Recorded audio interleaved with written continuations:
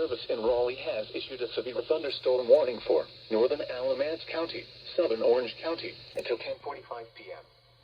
At 10:05 p.m., a severe thunderstorm was located over Graham, moving southeast at 30 miles per hour. Hazard, 60 miles per hour wind gusts and quarter-size hail. Source, radar indicated. Impact, hail damage to vehicles is expected. Expect wind damage to roofs, siding, and trees.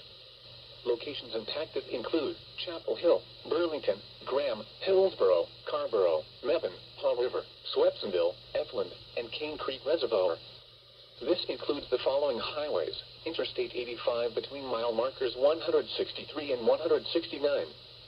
Interstate 40 between mile markers 143 and 162, in between mile markers 259 and 268. For your protection, move to an interior room on the lowest floor of a building.